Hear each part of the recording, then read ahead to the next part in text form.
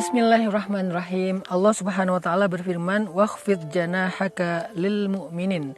Dan rendahkanlah sayapmu untuk orang yang beriman.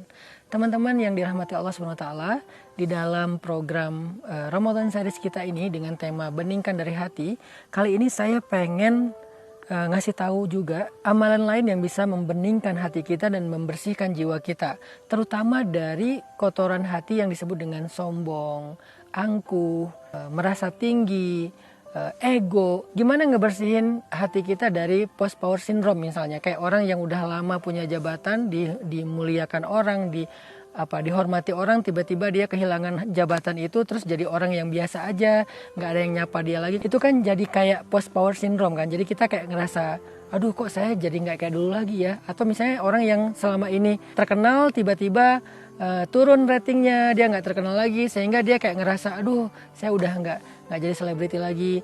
Atau seorang suami yang merasa udah banyak jasa buat istrinya, dia ngerasa nggak mau disuruh-suruh, nggak mau diminta ini dan itu. Gimana cara membersihkan hati kita dari ego, sombong, merasa tinggi, merasa lebih? Ternyata kata ulama adalah dengan al-khidmah wat tawadu, belajar berkhidmat, belajar serve orang lain. Terutama berkhidmat untuk agama Allah, berkhidmat untuk masjid, berkhidmat untuk dakwah. Tetapi juga nggak hanya terbatas di situ, kita juga bisa berkhidmat untuk orang tua. Seorang anak kadang-kadang ngerasa kayak, apalagi anak yang udah sukses ya, dia udah menafkahi keluarga, menafkahi orang tua, dia merasa tinggi. Jadi kalau dia sesekali pulang ke rumah, dia ngerasa saya layak dong minta dimasakin yang enak, kemudian disediakan kamar yang bagus, orang tuanya juga muji-muji dia. Gimana cara menekan ego ini? Berkhidmat. Bantu orang tua di rumah. Nabi SAW sebagai seorang yang paling mulia, nggak ada lagi manusia atau makhluk bahkan yang lebih mulia daripada Rasulullah SAW. Tahu nggak gimana cara Nabi biar selalu merasa low profile, merasa tawadu, rendah hati? Beliau down to earth. Down to earth-nya gimana? Kalau di rumah kata Sayyidah Aisyah, Nabi itu mengerjakan pekerjaan istrinya. Nabi yang mencuci pakaian, Nabi ngepel rumah, Nabi bebersih. Nabi itu melakukan pekerjaan istri beliau. Sehingga dengan apa yang beliau lakukan itu, beliau jadi belajar merendahkan diri, belajar untuk down to earth, belajar untuk berkhidmat untuk orang lain. Walaupun beliau orang yang mulia dan dimuliakan di bumi dan di langit. Siapa kita untuk merasa tinggi dan sombong ataupun ego? Sehingga kalau kita ngerasain itu di dalam hati kita, coba bersihkan hati kita, bersihkan jiwa kita dari ego, sombong, dan merasa tinggi itu dengan cara serve orang lain, serve orang tua kita, serve pasangan kita, serve anak-anak kita. Ngepel, ngebersihin tempat tidur, atau ngebersihin toilet, itu hal yang mungkin kita anggap nggak penting banget. Tetapi bagi orang yang pengen belajar membersihkan jiwa, itu amalan yang sangat penting untuk membangun rasa rendah hati, membangun rasa bahwa kita ini bukan orang yang perlu dimuliakan, dieluk-elukan, sehingga kita sama dengan yang lain. Siapapun kita, apalagi yang punya jabatan, yang punya ketenaran, yang di rumah dimuliakan oleh pasangannya, cobalah down to earth dengan cara khidmat. Lakukanlah pekerjaan keluarga, lakukan pekerjaan istri, lakukan pekerjaan orang tua, lakukan pekerjaan orang yang mungkin kita anggap rendah. Coba lakukan apa yang mereka lakukan. Bantu orang di jalan, bantu orang yang lagi mau nyebrang, atau apapun lah. Sekedar hal-hal yang sepele, itu bisa membersihkan hati kita dari rasa sombong dan ego, insya Allah. Sehingga Allah berfirman, "Wakhfid janahaka lil mu'minin." Rendahkanlah sayapmu untuk orang yang beriman. Sayap di sini artinya tangan. Jadi lakukanlah sesuatu untuk membantu orang lain, insya Allah itu akan membersihkan hati kita dari kesombongan. Barakallahu fikum.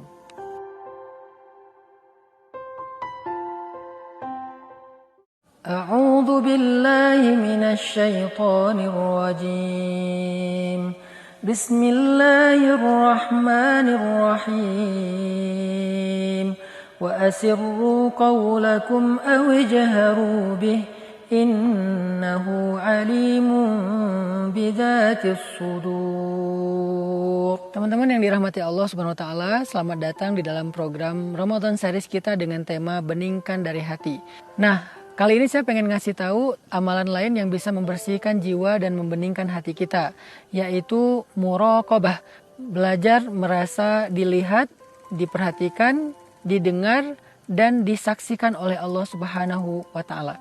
Seperti ayat yang tadi saya bacakan di dalam surat Al-Mulk, Allah berfirman, rahasiakanlah ucapan kalian atau tampakkanlah, sesungguhnya Allah Maha Tahu isi hati hambanya. Di situ Allah pengen ngasih tahu ke kita bahwa aku tuh tahu loh apa yang kalian pikirin. Aku tuh tahu apa yang kalian rasain. Aku tuh tahu apa yang sedang kalian membatin. Jadi kita tuh nggak bisa nyimpan rahasia dari Allah. Sehingga kalau kita ngerasa ada yang nggak benar di dalam hati kita nih, Allah tahu. Jadi nggak mungkin kita kayak pura-pura baik, pura-pura soleh, pura-pura tulus. Kalau ke Allah tuh nggak bisa kayak gitu teman-teman. Kalau ke manusia bisa, ke Allah tuh nggak bisa. Kenapa? Alimun bidzatis sudur. Allah tuh tahu banget isi hati orang.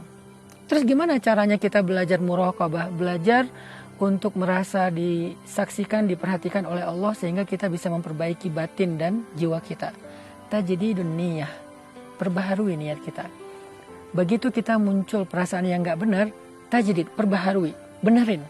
Begitu kita muncul niat yang nggak benar, perbaharui, benerin. Begitu kita muncul pikiran, perasaan yang nggak nyaman, yang nggak benar, maka coba luruskan dengan tajdidun niyah. Sering aja, seperti kita memperbaiki langkah kita, salah langkah atau salah jalan, langsung kita luruskan.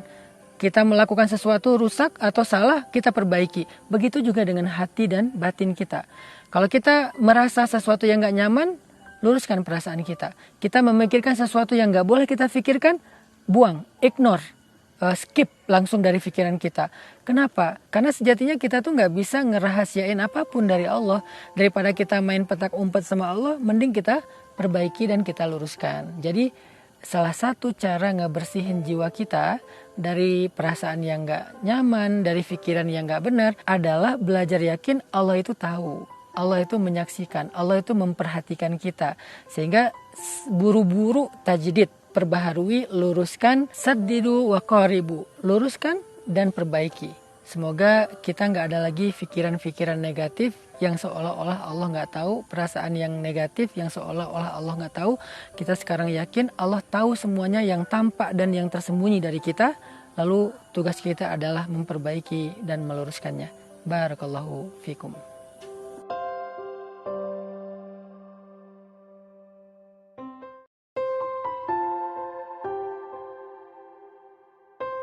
Bismillahirrahmanirrahim. Teman-teman, selamat datang di dalam program Ramadan Series dengan tema Beningkan dari Hati. Nah, kita udah beberapa hari ini membahas tentang cara-cara membeningkan hati dengan melakukan ibadah dan amal solih. Sebelum kita lanjutkan kepada tema-tema yang lainnya ataupun bab-bab yang lainnya, saya pengen nge-review lagi nih materi-materi kita yang udah lewat kemarin, supaya kita bisa meng-highlight hal-hal yang bisa menjadi poin penting dari semua yang udah kita bahas beberapa hari yang lalu. Allah Subhanahu wa Ta'ala berfirman, "Qad aflaha man zakkaha wa qad khaba man dassaha." Betapa beruntung orang yang berhasil membersihkan jiwanya atau membeningkan hatinya, dan betapa ruginya orang yang mengotori hati tersebut. Dalam konteks membersihkan jiwa, kemarin kita membahas amalan-amalan yang bisa berfungsi sebagai pembersih jiwa, yang bisa mengglowingkan hati kita. Dan untuk kesekian kalinya, saya selalu ingin mengulang-ulang kalimat bahwa kita ini punya wajah zahir dan wajah batin.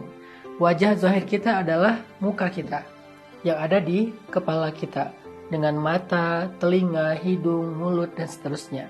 Itulah wajah zahir kita. Sedangkan wajah batin kita itu adalah hati kita, jiwa kita. Manusia kalau pengen menilai kita itu biasanya hal yang pertama kali mereka lihat adalah wajah zahir kita. Kalau wajah zahir kita tersenyum, maka mereka akan mengatakan kita sedang happy. Kalau wajah zahir kita ada air mata atau mata kita berkaca-kaca, mereka akan bilang kita sedang sedih. Kalau wajah zahir kita cemberut, mereka akan bilang kita sedang bete atau sedang marah. Itulah penilaian manusia terhadap diri kita, yaitu dengan melihat wajah zahir kita. Tetapi Allah Subhanahu wa Ta'ala, jika ingin menilai seseorang hamba, maka Allah akan melihat wajah batinnya terlebih dahulu. Allah akan melihat hatinya. Jadi bukan hanya wajah zahirnya, tetapi wajah batinnya, yaitu hati. Kalau hati kita tersenyum, maka Allah akan menilai hamba itu sebagai hamba yang bersyukur. Kalau hati kita sedang cemberut, maka Allah akan melihat hamba itu sebagai hamba yang kufur nikmat. Dan berbagai macam lagi ekspresi hati dan jiwa, di mana ekspresi itulah yang pertama kali dilihat oleh Allah Subhanahu wa Ta'ala tentang seorang hamba. Makanya Nabi bersabda, "Innallaha la yanzuru ila suwarikum wala ila amwalikum walakin yanzuru ila qulubikum wa a'malikum." Allah itu nggak ngelihat wajah zahir kalian, Allah nggak ngelihat harta kalian, tetapi Allah melihat hati dan perbuatan kalian. Nah, sebagaimana wajah selalu kita upayakan terlihat segar, terlihat menarik, cowok itu tampan, cewek itu cantik, terlihat kulit kita sehat, glowing, dan seterusnya, maka seharusnya kita juga memperhatikan wajah batin kita. Gimana cara membuat wajah batin kita ataupun hati kita itu selalu bening, selalu glowing, selalu dalam keadaan segar dan menarik bagi pandangan Allah Subhanahu wa Ta'ala. Maka muncullah kemarin kita bahas beberapa amal solih yang bisa membeningkan hati kita dan membersihkan jiwa kita. Yang pertama misalnya sholat. Karena sesungguhnya sholat itu adalah amalan paling berpengaruh terhadap hati seseorang. Bahkan ketika kita lalai, sholat itu yang akan menjadi latihan kita untuk selalu ingat kepada Allah dengan latihan khusyuk dan seterusnya. Kemudian ada puasa. Puasa juga demikian, karena definisi dari puasa itu menahan atau imsak, menahan diri dari hal-hal yang tercela, sehingga kita bisa membersihkan hati kita dari kotoran-kotorannya. Begitu juga dengan tilawah Al-Quran. Tilawah Al-Quran itu bisa menjadi cara membersihkan hati karena di dalamnya ada tadabbur. Kita bisa membaca ayat-ayat tentang kebesaran Allah, ayat-ayat yang berkesan bagi hati kita, apalagi kalau kita membaca Al-Quran dengan bacaan yang baik, atau mendengar bacaan Al-Quran dari orang yang bacaannya bagus, itu bisa membersihkan jiwa dan hati kita. Begitu juga dengan zakat ataupun sedekah, dia bisa membersihkan hati kita, jiwa kita dari sifat kikir. Kemudian ada zikir, dia bisa menenangkan jiwa yang ketika dia dalam keadaan galau dan gundah. Begitu juga dengan tafakkur, kemudian mengingat kematian, zikrul maut, kemudian muraqabah, merasa diperhatikan oleh Allah. Dan yang terakhir adalah belajar untuk merendahkan hati kita dengan cara membantu orang lain, membantu pasangan, mengerjakan pekerjaan rumah, dan seterusnya. Mudah-mudahan amalan-amalan yang saya sebutkan beberapa hari yang lalu itu bisa kita lakukan dengan syarat mujahadah, sungguh-sungguh. Kalau kita melakukannya dengan sungguh-sungguh, serius, fokus, insya Allah semua itu akan menjadi treatment hati kita agar kita bisa meraih jiwa yang bersih dan hati yang bening. Barakallahu fikum.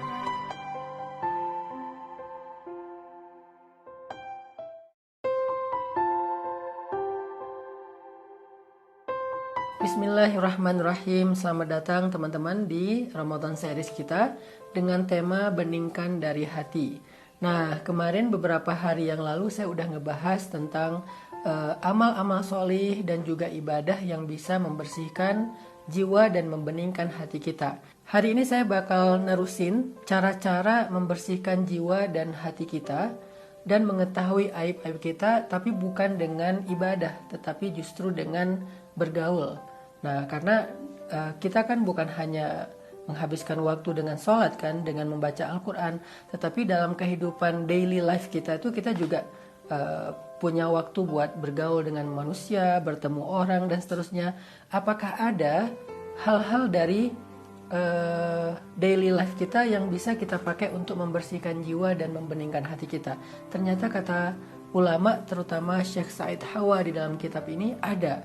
Jadi ada 4 cara dengan bergaul itu kita bisa membersihkan jiwa kita. Yang pertama adalah, kata beliau, ayyajlisa baina yaday syaikhin basirin bi ayubin nafs. Hendaklah dia mulazamah. Mulazamah itu apa ya kalau bahasa kita itu ngefollow. Ngefollow dalam konteks kehidupan nyata, bukan di sosial media. Hendaklah dia mengikuti, duduk, membersamai seorang ulama yang memiliki basirah. Ulama yang memiliki basirah itu artinya ulama yang ahli ibadah, ahli ilmu, orang yang zuhud, orang yang wara'. Sehingga dengan basirah beliau, dengan kesolihan beliau itu bisa memberi kita nasihat dan menyebutkan kekurangan-kekurangan kita agar kita bisa memperbaiki diri. Nah, dulu saya pernah mendengar sebuah kisah di zaman sahabat ketika Utsman bin Affan mengajar Al-Quran di dalam Masjid Nabawi. Nah, ketika Utsman sedang mengajar Al-Quran, datang seorang muridnya dari luar masjid. Sebelum dia masuk ke dalam masjid, dia nggak sengaja ngelihat seorang cewek yang lagi lewat, dan karena ada angin kencang berhembus, maka jilbab cewek ini kesingkap sehingga terlihatlah rambutnya sekilas dan nggak sengaja. Lalu karena ngerasa ini cuman sekilas, nggak sengaja dan cuman rambut aja, maka murid ini tidak beristighfar, minta ampun kepada Allah. Dia anggap itu bukan dosa, sehingga dia masuk ke dalam masjid, lalu dia duduk di dalam majelis pengajiannya Utsman bin Affan. Ketika dia baru duduk, Utsman bin Affan langsung melihat ke arah dia dan mengatakan, kenapa ada orang yang duduk di dalam majelis ilmu kita, sedangkan di matanya masih ada bekas dosa. Orang ini kaget, ya Amirul Mukminin, wahai Utsman bin Affan, bagaimana engkau tahu saya punya dosa dalam melihat, sedangkan engkau tidak menyaksikan apa yang sedang saya lakukan di luar masjid? Maka Utsman bin Affan mengatakan, ittaqu farasatal mu'min. Hati-hatilah dengan firasat orang yang beriman. Ini adalah salah satu contoh dari basirah. Betapa seorang ulama, seorang ahli ibadah, seorang yang berilmu sekelas Utsman bin Affan, dan nanti juga kelasnya para ulama-ulama yang lain, mereka punya basirah. Mereka punya sensitivitas dan firasat yang kuat tentang sesuatu. Sehingga kita butuh guru yang seperti itu, yang bisa melihat aib kita lalu menasihati kita agar memperbaiki diri. Maka murid yang tadi di dalam majelis Utsman bin Affan segera istighfar. Setelah itu dia baru dibolehkan duduk dalam majelis ilmunya Utsman bin Affan. Nah, susah nggak kira-kira nyari ulama dengan basirah seperti Utsman bin Affan? Ya, pasti susah banget. Karena kualitas basirahnya Utsman bin Affan itu udah di atas rata-rata. Tapi mungkin nggak kita menemukan ulama atau guru yang bisa ngasih tahu aib kita? Nah, seringnya kayak gini teman-teman. Kita nggak sengaja ya datang sholat Jumat di sebuah masjid. Lalu tiba-tiba khatib itu menyampaikan materi khutbah yang kita rasa itu kayak lagi ngebuka aib kita banget. Padahal kita nggak kenal dengan khatibnya. Dan khatibnya juga nggak sengaja menyampaikan materi itu. Itu salah satu cara kita mengetahui aib kita. Duduk dalam majelis ilmu. Banyak banget tuh followers saya yang bilang gini, Ustadz, materi One Minute Boosternya tuh relate banget dengan apa yang sedang saya alami. Padahal saya nggak kenal dengan followers saya. Tetapi dia nggak satu orang ya, ada ratusan orang yang pernah komen kayak gitu. Dia bilang, kok materinya relate banget dengan yang sedang saya alami, kok ini seperti yang baru saya pikirkan, baru kemarin kita bicarakan udah ada materinya. Itu artinya majelis ilmu yang diisi oleh ulama itu dibimbing oleh Allah agar ulama, ustadz, guru itu Allah bimbing dan Allah tuntun lisannya untuk menyampaikan apa yang kita butuhkan. Maka cara pertama dalam membersihkan hati dan jiwa kita adalah dekatlah dengan majelis ilmunya para ulama, duduklah dalam majelis ilmunya para ulama, followlah akun-akun ulama, sehingga dari nasihat mereka kita akan bisa tahu kekurangan kita untuk kita perbaiki. Itu adalah cara yang pertama. Insya Allah besok kita lanjutkan kepada cara yang kedua. Barakallahu fikum.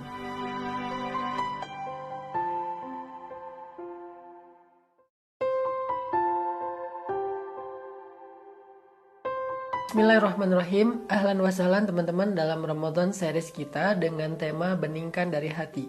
Nah, hari ini saya pengen lanjutin tentang cara lain untuk membersihkan jiwa dan membeningkan hati kita, dan juga untuk mengetahui aib-aib kita dalam pergaulan kita sehari-hari. Setelah kemarin saya ngebahas bahwa duduk dalam majelis ilmu, bergaul dengan ulama yang ahli ibadah, punya basirah, Itu sangat baik kalau kita pengen tahu aib-aib kita dan membersihkan diri kita dari aib tersebut.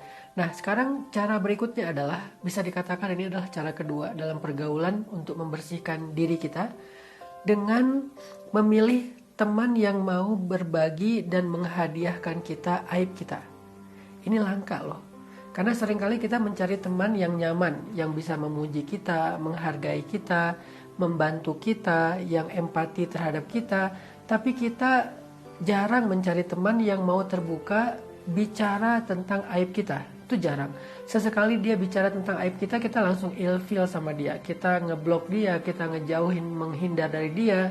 Padahal menurut para ulama, itulah teman yang paling baik. Karena orang yang bijak itu bukan orang yang ingin dipuji, tetapi orang yang ingin memperbaiki diri lewat temannya. Makanya Umar bin Khattab suka nanya ke teman-temannya, sahabat-sahabatnya, "Mallazi balaghaka anni mimma takrah?" Kira-kira apa yang engkau tahu tentang aku dan engkau tidak suka? Coba sampaikan biar aku memperbaiki diri. Salah satu sahabatnya Umar bin Khattab yang sering banget ditanyain tentang aib pribadinya adalah Salman Al-Farisi. "Wahai Salman, maladzi balaghaka anni mimma takrah?" Apa yang kamu gak suka dari aku? Maka kemudian Salman Al-Farisi akan menyampaikan apa-apa yang dia dengar tentang Umar bin Khattab dan dia gak nyaman. Bisa jadi itu fitnah, bisa jadi salah paham, bisa jadi juga memang benar-benar sebuah kekurangan atau aibnya Umar bin Khattab. Sehingga dari keterbukaan dalam komunikasi mereka, Umar bin Khattab jadi tahu kekurangannya, aibnya yang ternyata tidak disukai atau dirasa nggak nyaman oleh orang sekelas Salman Al-Farisi yang terkenal kesolehannya, kecerdasannya, dan seterusnya. Nah, sekarang kira-kira kita punya nggak sahabat yang kita suka terbuka dan bertanya, kira-kira apa ya yang kamu nggak suka dari aku? Kira-kira apa sih kekurangan aku yang selama ini kamu tahu? Tolong kasih tahu kepada aku. Jadi kita terbuka dan pengen dikoreksi oleh sahabat kita. Ada nggak yang kayak gitu? Dan kita bertahan gak dengan dia? Kita anggap dia sahabat kita gak? Atau justru kita mencari sahabat yang gimana pun dia tahu aib kita, dia tetap memuji kita. Terus kita menyimpulkan, oh dia support aku banget. Padahal support itu tidak harus selalu dengan memuji. Kadang dengan mengkritik itu bagian dari support untuk memperbaiki kita dan membuat performance hidup kita lebih baik. Makanya ini cara kedua dalam bergaul kalau kita pengen bersih-bersih nih. Membersihkan aib kita, membersihkan kotoran di dalam hati kita, pikiran kita, jiwa kita. Tanya sama teman yang jujur. Tanya sama teman yang sayang kepada kita secara tulus. Bukan karena pengen sesuatu dari kita. Tetapi karena dia ingin kita lebih baik setelah ini. Tanya kepada sahabat sejati kita, seperti kata Umar bin Khattab, rahimallahu imra'an ahda ilayya uyubi. Semoga Allah merahmati, menyayangi sahabat yang memberi saya hadiah tentang aib-aib saya. Barakallahu fikum.